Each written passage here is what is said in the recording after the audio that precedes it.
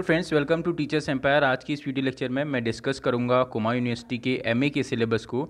Kumaon university का जो MA का जो सिलेबस है, इसमें मेनली कौन कौन से वर्क लगते हैं आज मैं उनको डिस्कस करूंगा। बस यही है, इसलिए इंपॉर्टेंट है क्योंकि ये एलटी के एग्ज़ाम में आप खुद ही सोचिए, जो किसी यूनिवर्सिटी के एमए और बीए के एग्ज़ाम में जो वर्क लग रहे हैं तो वो तो अपने आप में इंपॉर्टेंट होंगे ही होंगे। मैं केवल आपको यहाँ पे वर्क और उनके राइटर बताऊँगा, और उनसे रिलेटेड जो भी मैं क्वेश्चन पूछूंगा आप मुझे कमेंट बॉक्स में आंसर देंगे, ऐसी मुझे उम्मीद है। क्योंकि कमेंट और लाइक आपका करने का काम है और वो आपका रिस्पॉन्स मिलना भी चाहिए।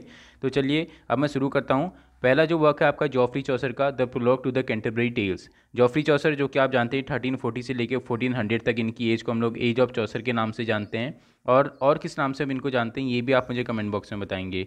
और साथ ही साथ द कैंटरबरी टेल्स में टोटल कितने टेल्स की इसमें बात की गई है आपको पता है। हर यात्री टेल सुनाएगा, ये किस इन में डिसाइड हुआ था, उसका नाम क्या था आपका टाबार्ट इन था। उस इन का नाम क्या था, टाबार्ट इन था। और इसमें जो पहला नाइट होता है जो स्टोरी सुनाता है उसका नाम क्या है।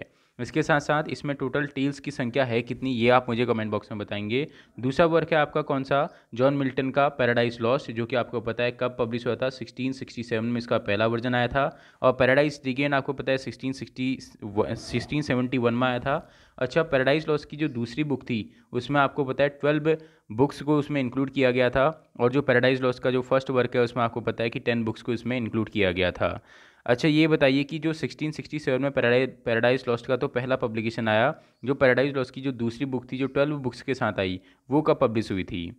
अब मैं बात बढ़ता हूँ नेक्स्ट राइटर की ओर। नेक्स्ट राइटर आपको पता है जॉन डन, जो कि आपको डन अफेक्ट मेटाफिजिक्स, ये किसने बोला है, जॉन ड्राइडन ने बोला है कि डन अफेक्ट मेटाफिजिक्स। अगर आपको आता है कि मेटाफिजिक्स टर्म किसने कॉइन किया तो उसका आंसर होगा आपका जॉन ड्राइडन। अगर आता है कि मेटाफिजिकल टर्म किसने कॉइन किया तो उसका आंसर होगा आपका डॉक्टर जॉनसन। ये छोटी छोटी बेसिक बात है, मैं आपको बताता रहा हूँ। अगर मैं बात करूँ जॉन डन की, मेटाफिजिकल पोएट इनको कहा जाता है, और इसी के साथ साथ इनको हम लोग रिलीजियस पोएट भी कहते हैं। किसको, जॉन डन को। अगर मैं बात करता हूँ इनके वर्क, द एक्सटेसी और गुड मॉरो इनके मेन वर्क हैं। इसी के साथ साथ द फ्ली करके भी इनका एक वर्क है। टिकोनम गार्डन और द कैननाइजेशन, दो हास्ट मेड मी और बेटर माई हार्ट, ये इनकी पोएम्स हैं जो कहाँ लगी हैं, कुमाऊं यूनिवर्सिटी में लगी हैं। तो ये सारे वर्क इंपॉर्टेंट हो जाते हैं। इसमें खासतौर पर द कैननाइजेशन जो कि 1633 में आई थी पोएम। इसी के साथ साथ दो हैज़ मेड मी, ये भी शायद जहाँ तक मुझे लगता है कि 1633 में ही आई थी। द कैननाइजेशन कितने लाइन का स्टेंजा है, 9 लाइन का स्टेंजा है। अब मैं बढ़ता हूँ नेक्स्ट क्वेश्चन की ओर। अब आप मुझे बताएंगे कि डन, जो जॉन डन थे, ये मैरिज थे या नहीं थे, अगर इनकी मैरिज हुई थी तो किससे हुई थी। बढ़ता हूँ अब मैं नेक्स्ट जो इसमें सिलेबस में है उसकी ओर। अलेक्जेंडर पोप इसमें सिलेबस में दिए हैं आपको। अलेक्जेंडर पोप जिन्होंने की क्या लिखी थी, the rape of the lock लिखी थी। The rape of the lock को हम लोग क्या बोलते हैं, क्या एक मॉक एपिक है या नहीं है, येस या नो में आप आंसर देंगे। The rape of the lock लिखी थी अलेक्जेंडर पोप ने।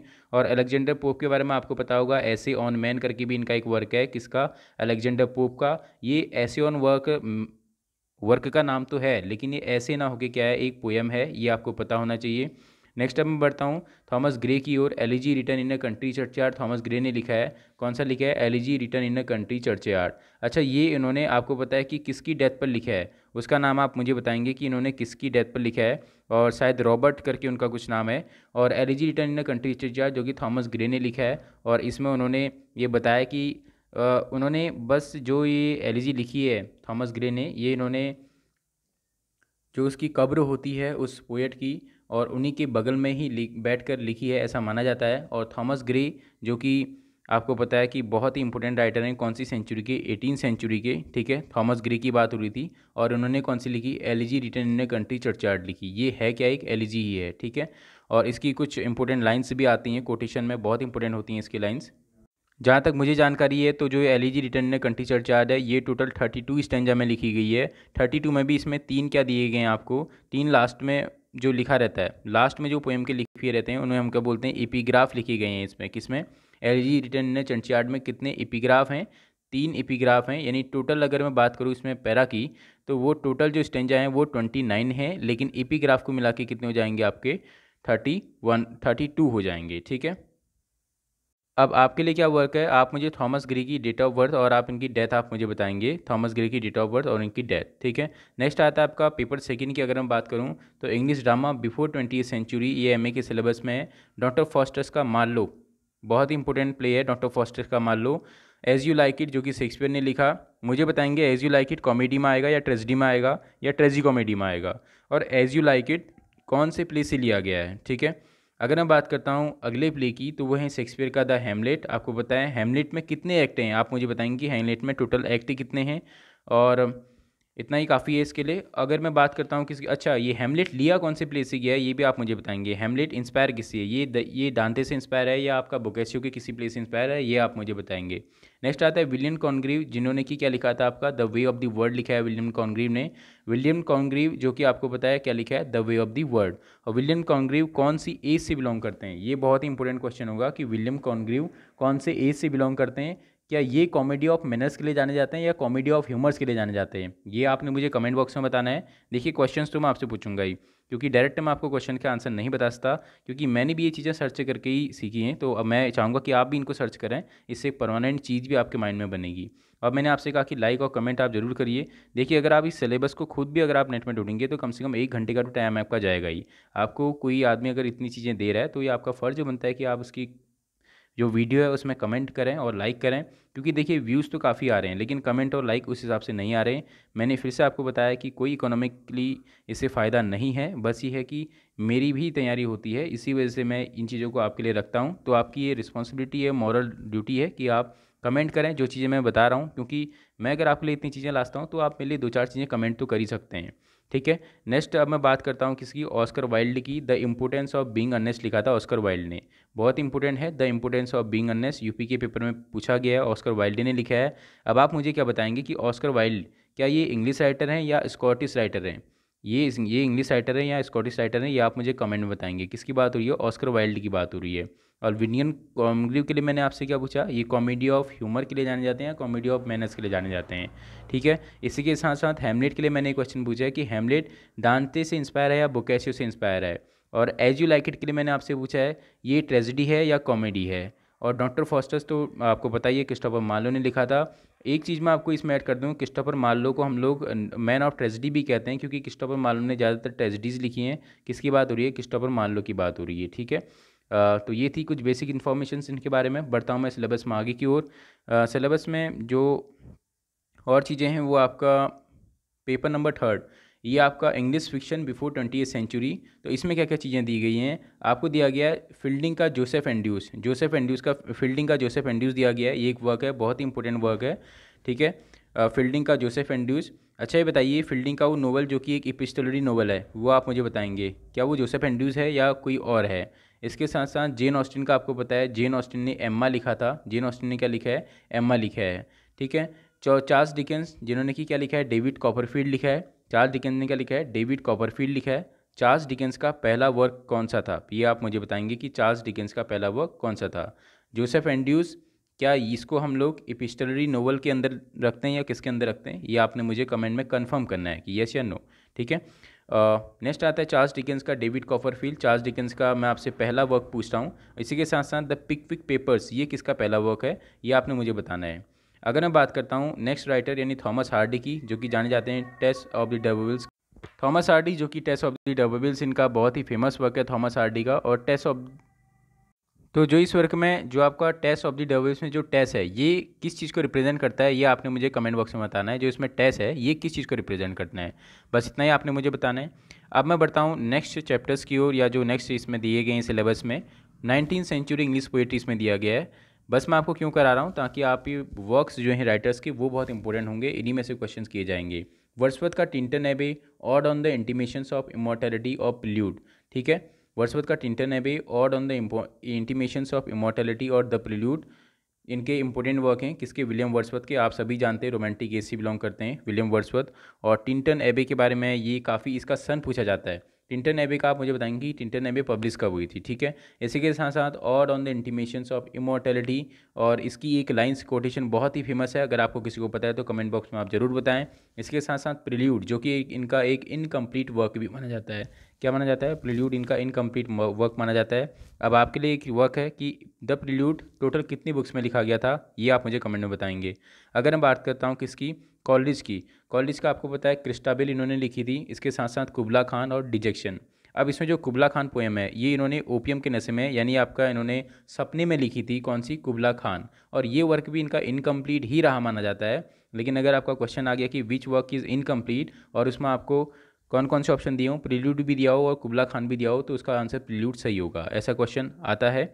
नेक्स्ट अगर मैं बात करूँ किसकी, जॉन कीट्स की, तो जॉन कीट्स भी आपको पता है कौन सी इससे बिलोंग करते हैं, आपका रोमांटिक इससे बिलोंग करते हैं जॉन कीट्स। और कीट्स कुकनी स्कूल ऑफ पोइट्री से जुड़े हैं जहाँ तक मुझे लगता है। कीट्स, कुकनी स्कूल ऑफ, हैज़लिट, हंटर और कीट्स, ये तीनों कुकनी स्कूल ऑफ पोइट्री से हैं, ठीक है। और कीट्स की अगर मैं कंटेम्प्रेरी की बात करूँ तो हैज़लिट को आप ले सकते हैं, विलियम हैज़लिट, ठीक है। और विलियम हैज़लिट के बारे में मैं आपको ये बात बताता हूँ कि विलियम हैज़लिट ने कोई भी पोएम नहीं लिखी है, वो केवल एसिस्ट थे, ठीक है। अब मैं अगर बात करूँ किसकी, कीट्स की, तो odd on a Grecian earn इन्होंने लिखा है। इसके साथ साथ ईव ऑफ सेंट इग्नेस इन्होंने लिखा है। जो ये odd on a Grecian earn है इसकी लाइंस काफ़ी इंपॉर्टेंट है और ईव ऑफ सेंट इग्नेस भी काफ़ी इंपॉर्टेंट पोएम है। अब आप मुझे ईव ऑफ सेंट इग्नेस का ईयर आप मुझे ज़रूर कमेंट बॉक्स में बताएंगे। नेक्स्ट आता है ऑप्शन 4, टेनिसन की अगर मैं बात करूं तो द लेडी ऑफ शैलोट इन्होंने लिखा था। इसके साथ साथ द लोटस ईटर भी टेनिसन ने लिखा है। लोटस ईटर कब लिखा है, जब ये यात्रा कर रहे होते हैं, ठीक है, और तब जो वो सैनिक होते हैं वो लोटस को ही खाने पे मजबूर होते हैं। इस तरीके की इसकी थीम है द लोटस ईटर की। ये काफ़ी इंपॉर्टेंट पोएम मानी जाती है द लोटस ईटर। आप मुझे इसका ईयर बताएंगे कि ये कौन से ईयर में लिखी गई। और इसके साथ साथ मॉर्टे डी आर्थर और क्रॉसिंग द बार, ये दो इनके इंपॉर्टेंट वर्क हैं। मैं फिर से रिवाइज करूं, the lady of Shalott, the lotus eater, Morte d' Arthur और क्रॉसिंग द बार। कई बार पेपरों में क्रॉसिंग द बार का जॉनर पूछा जाता है। क्रॉसिंग द बार है क्या, ये एक सोनेट है, ओड है, लिरिक है, आप मुझे कमेंट बॉक्स में बताएंगे। नेक्स्ट आता है ऑप्शन नंबर 5, ब्राउनिंग के बारे में अगर मैं बात करूं तो ब्राउनिंग को आपको पता है इनको क्या कहा जाता है, father of dramatic monologue. My last Duchess इन्होंने लिखी। एंड्रिया डेल सार्टे इन्होंने लिखी। The bishop orders his tomb at Saint Praxed's church. और इसके साथ साथ प्रोफाइलियास लवर लिखी। प्रोफाइलियास लवर का जॉनर भी आप मुझे बताएंगे कमेंट बॉक्स में। मैं हर चीज़ बताने के लिए इसलिए कह रहा हूँ ताकि आप सर्च करें और आपके एमसीक्यू की फॉर्म में कंफर्म हो जाए ये क्वेश्चन। अगर आप नहीं बता सकते तो आप मेरी पिछली वीडियो देख सकते हैं, कहीं ना कहीं आपको इन सारे क्वेश्चंस के आंसर जरूर मिलेंगे। और मैं आपसे फिर से कह रहा हूँ कि प्रोफाइलियास लवर का आपने मुझे जॉनर बताना है कि इसका जॉनर क्या है, ठीक है। और इसके साथ साथ माई लास्ट टचेज तो इनकी इंपॉर्टेंट है ही है। Andrea del Sarto, the bishop of orders, ये इतनी इंपॉर्टेंट नहीं है, लेकिन माई लास्ट टचेज और एंड्रिया डेल सार्टो और ये प्रोफाइलियास लवर काफ़ी इंपॉर्टेंट पोएम्स हैं, ठीक है। मैं बढ़ता हूँ अब नेक्स्ट की ओर। नेक्स्ट इसमें जो दिया गया है आपको, non fiction prose till 19th century, ये नॉन फिक्शन प्रोज है। नॉन फिक्शन, अच्छा ये बताइए जो ऐसेज होते हैं वो फिक्शन में आएंगे या नॉन फिक्शन में आएंगे, पहले आप ही मुझे बताएंगे कमेंट में। जो ऐसे होते हैं वो फिक्शन में आएंगे या नॉन फिक्शन में आएंगे, ठीक है। चलिए मैं शुरुआत करता हूँ। बेकन ने ऑफ डेथ लिखा था। इसके साथ साथ ऑफ एडवर्सिटी इनका ऐसे है। Of marriage and single life भी इनका ऐसे है। ऑफ सुपरस्टिशन इनका ऐसे है। और इसके साथ साथ ऑफ फ्रेंडशिप और ऑफ स्टडीज़ भी इनका ऐसे है। आपको पता है बेकन के जो ऐसे थे उनका जो पहला कलेक्शन आया था 1597 में आया था, दूसरा 62 में आया था, तीसरा कब आया था ये आप मुझे बताएंगे। इसके साथ साथ जो उनका पहला ऐसे का कलेक्शन था जिसमें कि 10 ऐसेज थे, उसका पहला ऐसे कौन सा था, ऑफ स्टडीज़ था। पहला ऐसे कौन सा था, ऑफ स्टडीज़ था। अब आप मुझे उसका लास्ट ऐसे बताएंगे कि उसका लास्ट ऐसे कौन सा था, ठीक है। नेक्स्ट अब मैं बढ़ता हूँ एडिशन ऑफ स्टील की ओर। एडिशन ऑफ स्टील जो कि आपको पता है कि ऑफ द क्लब के लिए जाने जाते हैं, फॉल्स ऑन ह्यूमर ऑफ विट के लिए जाने जाते हैं। एडिशन और स्टील ये कौन सी इससे बिलोंग करते हैं, जहाँ तक मुझे लगता है ये एज ऑफ अगस्टन से बिलोंग करते हैं, एडिशन और स्टील, ठीक है। रिचर्ड स्टील जिनको कि हम लोग ये फादर ऑफ कॉमेडी के लिए भी जाने जाते हैं। कॉमेडी वो भी कौन सी, फर्स्ट सेंटिमेंटल कॉमेडी के लिए, ठीक है। फादर ऑफ सेंटिमेंटल कॉमेडी कहा जाता है रिचर्ड स्टील को, ये आपको पता होना चाहिए। और आपको मैंने बता ही दिया कि एडिशन और स्टील ये कौन सी इससे बिलोंग करते हैं, अगस्टन एज या जिसे हम लोग एज ऑफ पोप भी आप लोग कह देते हैं, तो ये उससे बिलोंग करते हैं दोनों। फॉल्स विट एंड ह्यूमर इन्होंने लिखा था। पार्टी पैचेस, ये बहुत बार पूछा गया है कि पार्टी पैचेस वर्क किसने लिखा है, एडिशन एंड स्टील ने लिखा है। अगर मैं बात करूँ, ठीक है, डिसेक्शन ऑफ ब्यूज हेड, ये भी काफ़ी इंपॉर्टेंट है इसमें। इसके साथ साथ dissection of a quartz heart, ये फ्रॉम द स्पेक्टेटर से ये लिया गया है, ठीक है, dissection of the quartz heart. अब आप मुझे पर्टिकुलरली ये बताएंगे कि जो ये पार्टी पैचेज नाम का वर्क है ये एडिशन का है या स्टील का है, ठीक है। नेक्स्ट अब मैं बढ़ता हूँ नेक्स्ट राइटर की ओर, वो है चार्ल्स लैम्ब। चार्ल्स लैम्ब जिन्होंने कि आपका ऑक्सफोर्ड इन द वैकेशन लिखा है। इसके साथ साथ इन्होंने ऑल फूल्स डे करके इनका वर्क है, इम्परफेक्ट सिंपथीज करके इनका वर्क है, वैलेंटाइन डे इनका वर्क है, और in praise of chimney sweepers भी इनका वर्क है। A bachelor's complaint of the behaviour of married people, ये भी इनका कंप्लेन है, ध्यान रखिएगा। अ बेस्टर वर्क किसी दूसरे का है, शायद फ्रांसिस बेकन का है। ये इन दोनों वर्क में आप कंफ्यूज मत होइएगा, एक है of marriage and single life, दूसरा है a bachelor complain of behaviour of married people, ये दोनों अलग अलग हैं। चार्ल्स लैम्ब के वर्क काफ़ी इंपॉर्टेंट हैं और ये एलटी के एग्जाम के लिए तो काफ़ी इंपॉर्टेंट है। और आपको पता होना चाहिए कि अब प्रेज ऑफ चिमनी स्वीपर तो उन्होंने लिखा है, एक चिमनी स्वीपर के ऊपर एक चार्ल्स लैम्ब का भी वर्क है, उसको आप मुझे, ये तो अच्छा हाँ इनका है, चार्ल्स लैम्ब का तो है ही है। इसके साथ साथ चिमनी स्वीपर के ऊपर पोएम भी लिखी है किसी राइटर ने, वो आप मुझे बताएंगे कमेंट बॉक्स में। नेक्स्ट मैं बढ़ता हूँ 4 की ओर, जो कि विलियम हेजलिट का है। फिर से मेरी रिक्वेस्ट है आप लोग कि आप लोग इसको पूरा देख रहे हैं तो प्लीज़ आप लाइव को कमेंट जरूर करें, जो जो चीज़ें मैंने आपसे पूछी हैं जरूर बताएं, क्योंकि उस कमेंट को बहुत सारे लोग देखते हैं, उससे बहुत सारों के डाउट क्लियर होते हैं और आपके एक एमसीक्यू की फॉर्म में क्वेश्चंस बनते हैं, ठीक है। अब मैं बढ़ता हूँ, और वो बहुत ज़रूरी भी है, क्योंकि अभी मैंने केवल आपको 3 सिलेबस इसमें कराए हैं, इसके बाद मैं आपके लिए यूयू का सिलेबस भी लाऊंगा इसमें, बस उसके भी इंपॉर्टेंट राइटर हम डिस्कस करेंगे। तो चलिए मैं बढ़ता हूँ अब किसकी ओर, विलियम हेजलिट की ओर हम थे, ठीक है। मैंने आपको बताया था हेजलिट, हंटर और कीट्स ये तीनों कुकने स्कूल से बिलोंग करते हैं और ये तीनों रोमांटिक एज के राइटर हैं, ठीक है। और विलियम हेजलिट ने, मैंने आपको बताया था कि ये केवल ऐसे लिखा करते थे, ये पोएट नहीं थे, ठीक है। My first acquaintance with poets और द इंडियन जगल्स, ये बहुत इंपॉर्टेंट वर्क है इनका, द इंडियन जगलर्स, काफ़ी बार पूछा गया है द इंडियन जगलर्स, ठीक है। किसका वर्क है, विलियम हेजलिट का। On going on a journey भी इनका वर्क है, ठीक है। इंपॉर्टेंट कौन सा है, द इंडियन जगलर्स किसने लिखा, विलियम हेजलिट ने लिखा, ये आपको पता होना चाहिए। अब आप मुझे कमेंट बॉक्स में विलियम हेजलिट की नेशनलिटी बताएंगे, क्या ये इंग्लिश राइटर थे, आयरिश थे या कैसे थे, ठीक है। नेक्स्ट जो वर्क है वो आपका जीबी शॉ, इसमें आते हैं सेंट जॉन वाले। सेंट जॉन किसने लिखा है, जीबी शॉ ने लिखा है, और जीबी शॉ एक आयरिश राइटर है, आपको पता होना चाहिए। इसके साथ साथ टी.एस. इलियट की अगर मैं बात करूं तो मर्डर इन कैथेड्रल लिखा था किसने, टी.एस. इलियट ने। मर्डर इन कैथेड्रल किसने लिखा है भाई, टी.एस. इलियट ने। अच्छा ये बताइए, जो आपका मर्डर इन कैथेड्रल है, ये तो ड्रामा है, आपको ऊपर लिखा ही है, ये ध्यान रखिएगा इनका जॉनर क्या है, ये बहुत इंपॉर्टेंट होते हैं कि मर्डर इन कैथेड्रल है क्या। अच्छा अब आप मुझे बताएंगे कि मर्डर इन कैथेड्रल ये लिखा कब गया था, इसका सन आप मुझे कमेंट बॉक्स में बताएंगे। इसके साथ साथ जॉन ऑसबॉर्न की अगर मैं बात करूँ तो उन्होंने लुक बैक इन एंगर लिखा था जॉन ऑसबॉर्न ने, और सैमुअल बेकेट का वेटिंग फॉर गुडॉट, इसको हम लोग शायद फर्स्ट ट्रेजेडी के नाम से भी जानते हैं। आप मुझे इसका फैक्ट बताएंगे कमेंट में कि वेटिंग फॉर गुडॉट किसी चीज़ के लिए फेमस है, इसको हम लोग क्या कहते हैं। और हैरोल्ड प्रिंटर जिन्होंने कि क्या लिखा था आपका, द बर्थडे पार्टी लिखा था। ये चारों वर्क इंपॉर्टेंट है, याद आप कर लीजिएगा कि जीबी शॉ ने सेंट जॉन लिखा था, टी.एस. इलियट ने मर्डर इन कैथेड्रल लिखा था, और ऑसबॉर्न ने लुक बैक इन एंगर लिखा था, और सैमुअल बेकेट ने वेटिंग फॉर गुडॉट लिखा था, और हैरोल्ड प्रिंटर ने क्या लिखा था, द बर्थडे पार्टी, ठीक है। और आपको पता ही है टी.एस. इलियट तो मॉडर्न एज से हैं और जीबी शॉ शायद विक्टोरियन एज से हैं। अच्छा अब आप मुझे इन तीनों की एज बताएंगे, ठीक है। नेक्स्ट अब मैं बढ़ता हूँ, बस इतना ही शायद सिलेबस है क्वाइन हिस्ट्री का, वीडियो भी काफ़ी लंबी हो चुकी है, इसको हम अब अगले दिन डिस्कस करेंगे लर्नर्स। तो तब तक के लिए आप कमेंट करिए, लाइक करिए, तभी इनकी डिटेल भी आपको मिलेगी। Thank you.